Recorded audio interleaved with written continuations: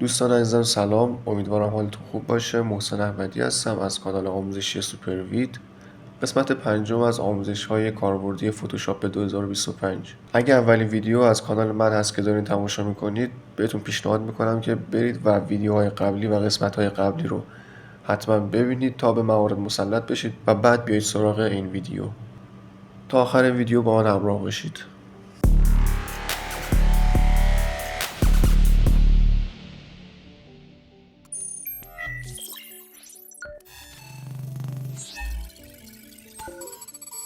خب مستقیم میرم توی فتوشاپم.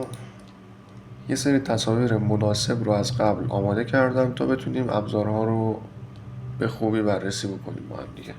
خب دوستان، توی جلسه قبلی با ابزار مارکی ها آشنا شدید، نحوه سلکت کردنشون رو فهمیدید، با بخش آپشن بارش آشنا شدید، با فدر، استایل و باقی موارد آشنا شدید. توی این جلسه قرار بریم سراغ ابزار بعدی، یعنی گروه لسوها که اگه راست کلیک بکنم روش 3 تا زیر ابزار دیگه داره و با شورتکات L برای ما فراخونی میشه. برای انتخاب کردن با این ابزار به این صورت میایم با دکمه چپ موسم کلیک میکنم و نگه میدارم و دور تا دور آبجکتم رو درگ اند دراپ میکنم تا برسم به نقطه اولش. دستم رو رها میکنم. همونطور که میبینید ناحیه برای من تبدیل به ناحیه انتخابی میشه و من میتونم با انتخاب کردن ابزار موفتول این ناحیه رو جابجا بکنم. همونطور که میبینید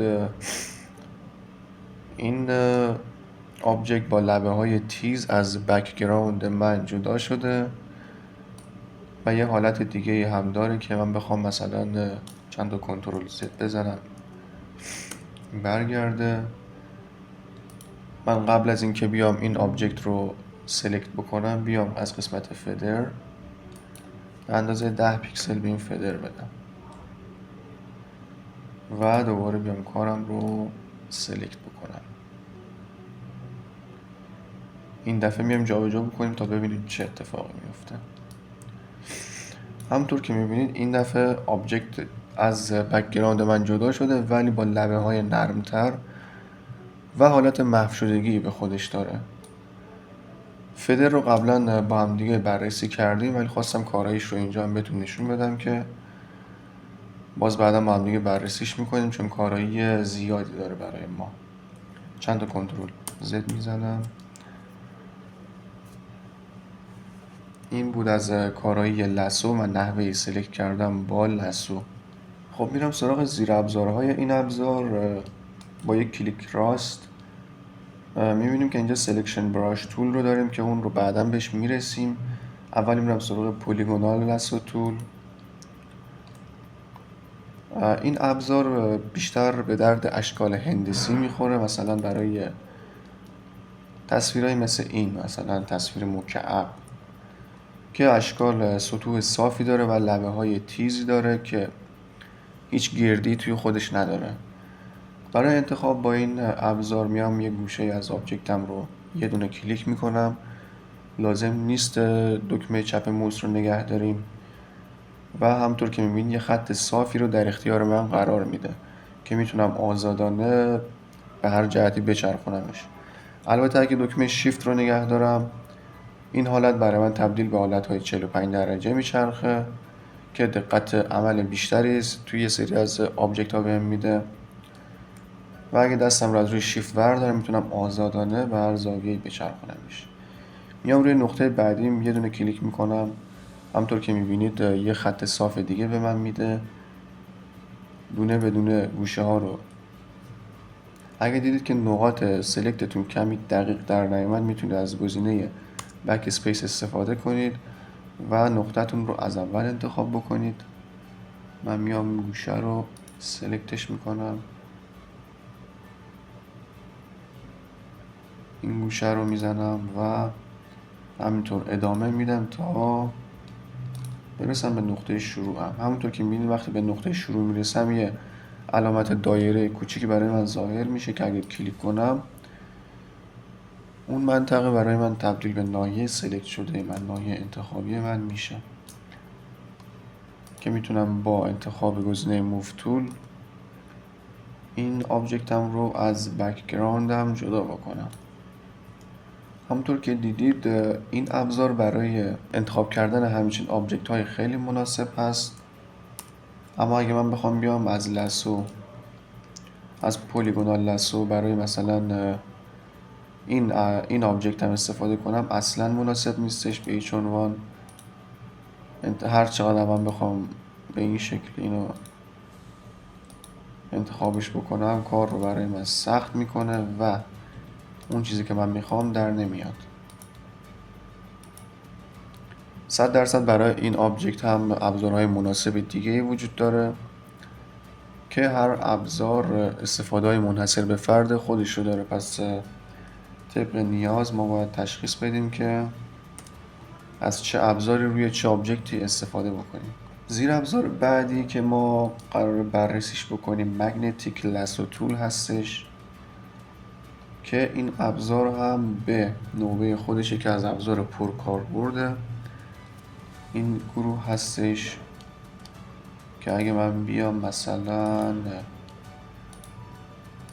برای مثال یکی از این سیب ها رو بخوام سلکتش بکنم، میام یه گوشه از آبجکتم رو سلکت میکنم و شروع میکنم به حرکت دادن. همطور که میبینید به صورت هوشمند و به صورت آهنربا خودش یه تفاوت رنگ و تفاوت پیکسلی رو توی عکس تشخیص میده و با ایجاد یه سری سگمنت ها و نقطه ها اون نقاط رو برای من مشخص میکنه. برای مثال من میام این کار رو ادامه میدم تا پایین و دور تا دور آبجکتم رو به صورت ادامه دار طی میکنم. میبینید که با تشخیص رنگ خودش یه سری جاها رو برای من کلیک میکنه، یه سری جاها رو اگر قادر به تشخیص نبود خودم یه دونه با یک کلیک خودم یه سگمنت ایجاد میکنم و مسیر رو ادامه میدم.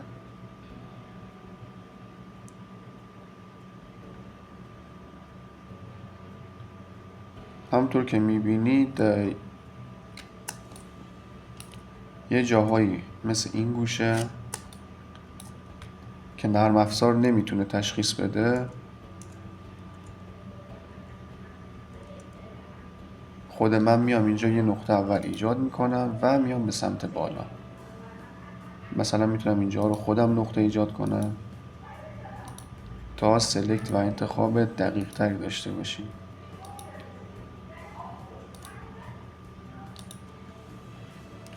وقتی که به آخرین نقطه رسیدم کلیک کردم این ناحیه برای من انتخاب میشه. همونطور که دیدید با کلیک کردن روی آخرین نقطه این ناحیه برای من انتخاب شد. یه کنترل زد میزنم. خب این ابزارها همشون یه آپشن باری دارن که تقریبا آپشن بارهاشون مواردشون یکسان هست، اما گزینه مگنتیک لاسو آپشن های خیلی بیشتر و مهمتری داره که من میام سراغ اون که همه این موارد رو مسلط بشید بقیهش رو هم مطمئنا یاد میگیرید. خب 4 گزینه اول که مربوط به ویدیو قبلی هستش با هم دیگه بررسیشون کردیم که میتونیم از طریق این 4 گزینه نواحی رو کم و زیاد کنیم یا با هم دیگه ادغامشون بکنیم. گزینه فدر رو هم با هم بررسی کردیم توی ویدیو قبلی. توی این ویدیو هم گفتم که مربوط به تیز بودن یا محو بودن و نرم بودن لبه های آبجکت ما بعد از سلکت شدن هستش که کاربرد ساده و زیادی داره.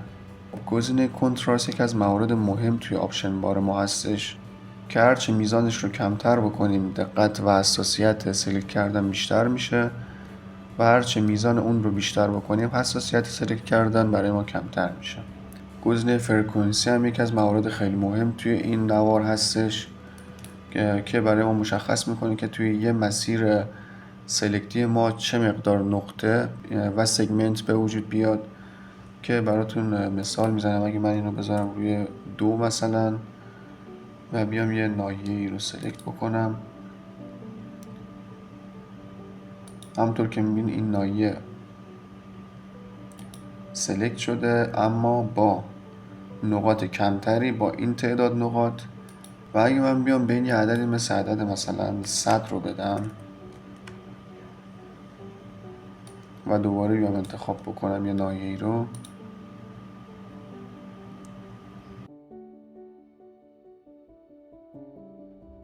همونطور که میبینید تعداد خیلی زیادی سگمنت برای من به وجود میاره که باعث میشه حساسیت و دقت کار من بالاتر بره. خب این بود از آپشن های مگنتیک لاسو تول که من این کنترل زد میزنم تا برگرده. میرم سراغ یکی از زیر ابزارهای دیگه ای که به عنوان یه ابزار جدید به ورژن 2025 اضافه شده، سلکشن براش تول، که توی ورژن های قبلی وجود نداشت. خب همونطور که از اسمش مشخصه این ابزار به صورت براش زدن برای ما سلکت میکنه. اول از همه میام سراغ آپشن بار این ابزار، گزینه اد رو میبینید که برای اضافه کردن ناحیه سلکتی برای ما هستش و گزینه سابسترکت برای کم کردن ناحیه. گزینه اوپاسیتی هم برای ما شدت و غلظت رنگ رو برای ما مشخص میکنه که براتون مثال میزنم تا بهتر مشخص بشه.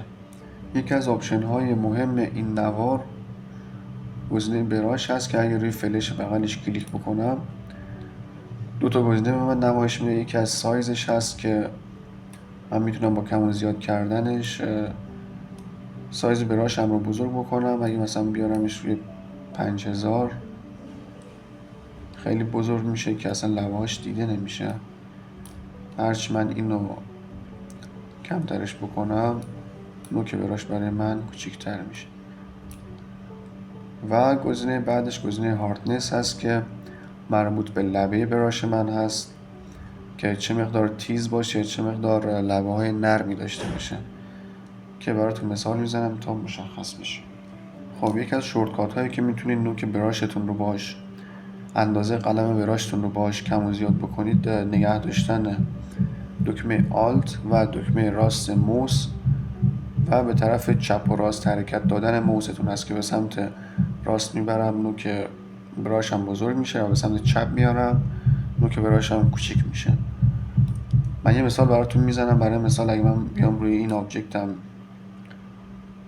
براش بزنم، همونطور که میبینید نوک رنگ براشم که خب مشخص هستش، اما گزینه هاردنس هم چون روی 100 هست لبه های تیزی داره، قسمت های براش خورده و اگه هرچی من هاردنس هم رو کمتر بکنم لبه های کارم همونطور که میبینید محو میشه برای من و هرچی بیام کمترش بکنم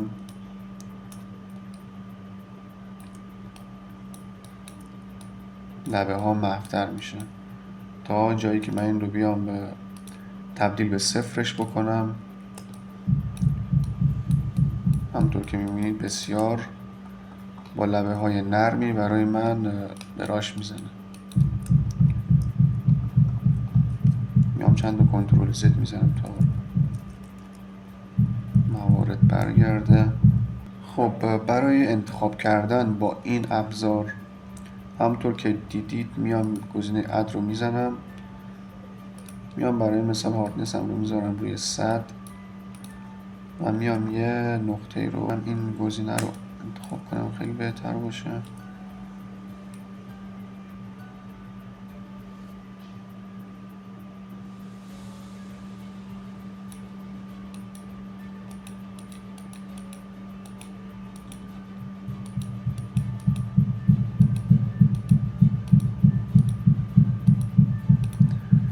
خب زمانی برای من این انتخاب مشخص میشه که و کارایش مشخص میشه که من بیام روی ابزار دیگه، هر ابزاری، حالا مثلا من میام روی ابزار مارکی ها و یه کلیک میکنم و این ناحیه برای من انتخاب میشه و اگه دوباره بیام روی ابزار براش سلکشنم دوباره تبدیل به ناحیه رنگی میشه.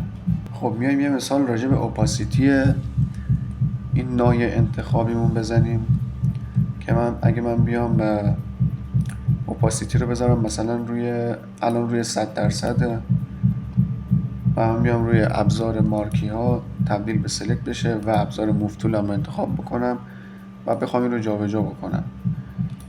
خب اوپاسیتی کار ما اینجا روی 100% هست، به این معنی که 100% اون رنگ استفاده شده توی آبجکت رو ور میداره از بک‌گراند من و یه بک‌گراند کاملا سفید رو اینجا به جا میذاره.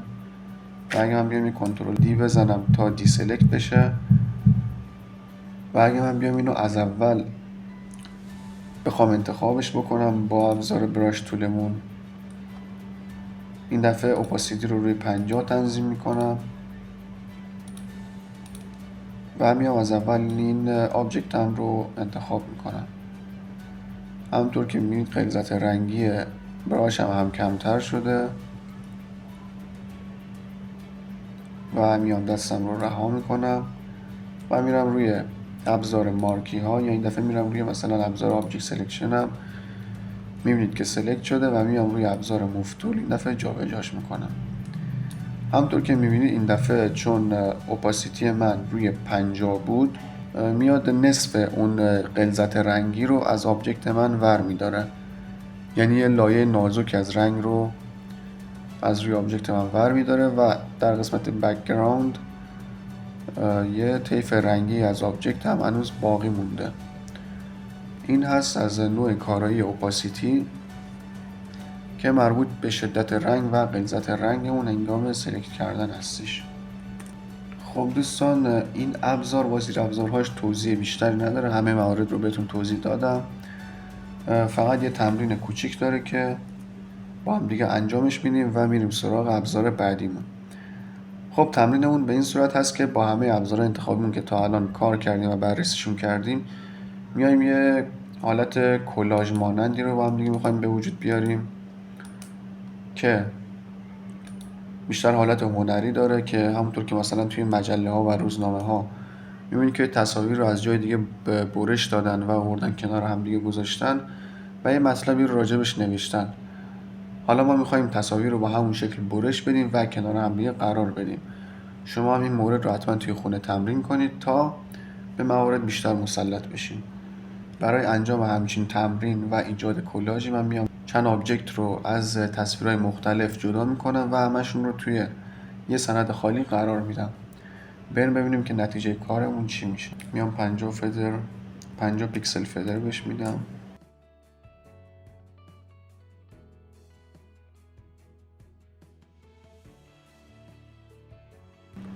یه کنترل سی میزنم و میام توی سند خالی یکی از تصاویرم رو قرار میدم و میام برای مثال این یکی آبجکت هم رو هم سوا میکنم.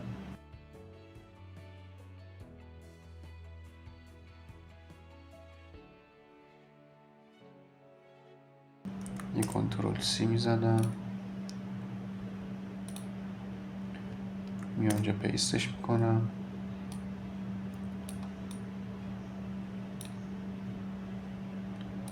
کار کمی سلیقه‌ای هستش و شما طبق سلیقه خودتون انجامش بدین.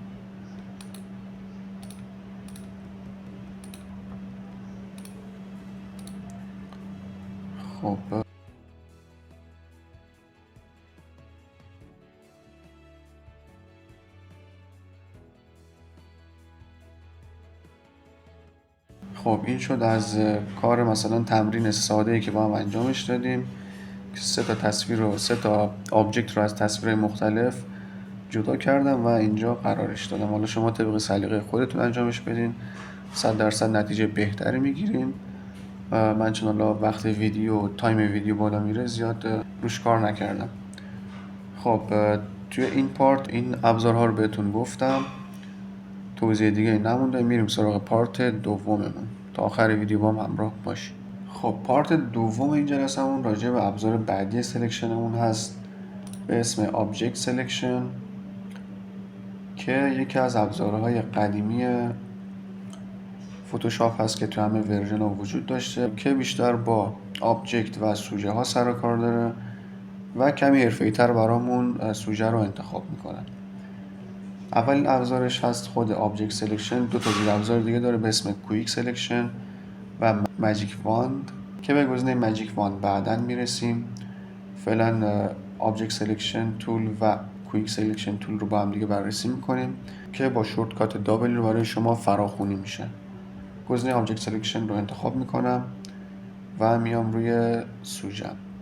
همونطور که میبینید روی هر آبجکتی که من موس رو ببرم یه حاله به رنگ مجنتا یا صورتی برای من ظاهر میشه که نشون میده که اون ناحیه رو میتونید انتخابش بکنید. روی هر رنگی بیام برای من مشخصش میکنه دقیقا. اما کار دقیق این ابزار جوریه که من میام مثلا روی این تصویر به صورت هوشمند یه ناحیه‌ای رو سلکت میکنم و درون اون ناحیه خودش تشخیص میده که سوژه کدومه و برای ما انتخابش میکنه. برای مثال من میام این سوژه‌ام رو با کلیک کردن و درگ کردن توی ناحیه‌ام قرار میدم و بعد از چند ثانیه ابزار خودش به صورت هوشمند این سوژه رو برای من تشخیص میده و سلکتش میکنه. خب میایم بپردازیم به نقاطی که برای ما سلکتش کرده. همونطور که میبینید شکل موها و تمام اجزای مختلف رو برای ما خیلی دقیق انتخاب کرده که خیلی هوشمندانه هستش. جوری که این ابزار برای من سلکت و انتخاب میکنه خیلی دقیق و کاربردی است. حتی موهای سوژه رو همونطور که میبینید خیلی دقیق و تمیز برای من انتخاب کرده. خب من میتونم با شورتکات های کنترل C و کنترل V این آبجکت رو توی همین سند برای خودم کپی پیستش بکنم.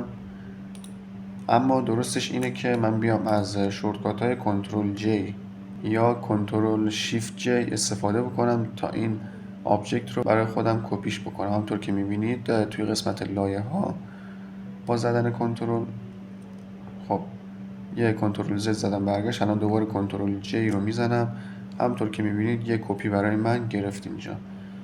من میتونم با درگ اند دراپ کردنش این سوژه رو جابجا بکنم و شما اینجا تفاوت و اون دقت سلکت و انتخاب رو اینجا مشاهده بکنید.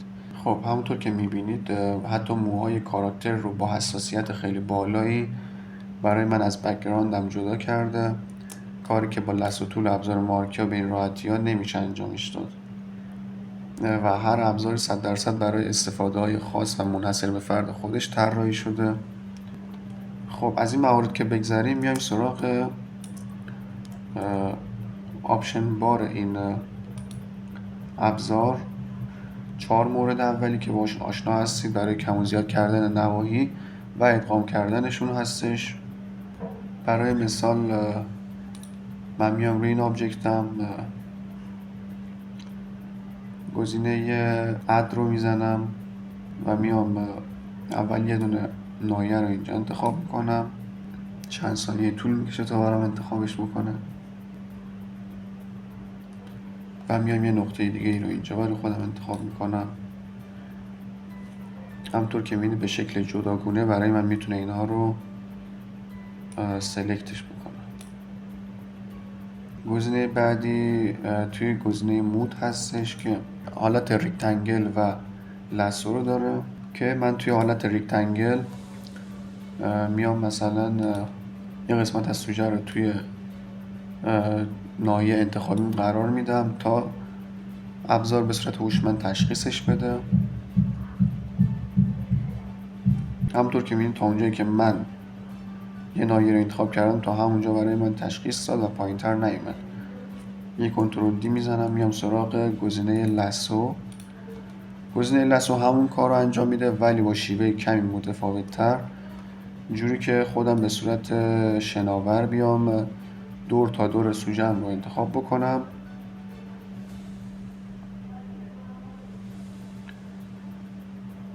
و به نقطه شروع هم میرسم و دستم رو از روی دکمه چپ موس برمیدارم و منتظر میمونم تا سوژه‌ام رو برای من تشخیص بده و انتخابش بکنه که این هم همون کار رو برای من انجام میده. خب یه کنترل دی میزنم تا سلکت هم از بین بره. خب گزینه بعدی برای من سلکت سابجکت هستش که اگه من این گزینه رو انتخاب بکنم به صورت کلی تصویر رو مورد بررسی قرار میده و از توش سوژه رو پیدا میکنه و انتخابش میکنه که اگه مواردی رو برای ما از سلکت جا انداخته بود از گزینه اد سلکشن استفاده میکنیم که این مورد دقیق سلکت شده، نیازی ندارم. و اگه دیدین جایی رو اضافه سلکت کرده، از گزینه سابسترک استفاده میکنید. و میام این سوژم رو با استفاده از کنترل جی یک کپی ازش میگیرم و با جابجا کردنش میتونم ببینم که سوژم چجوری سلکت شده.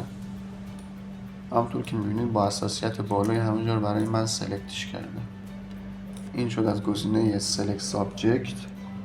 در کنار گزینه سلکت سابجکت یه گزینه داریم به اسم سلکت اند ماسک که همونطور که بهتون گفتم در جلسه‌های بعدی بهش میرسیم.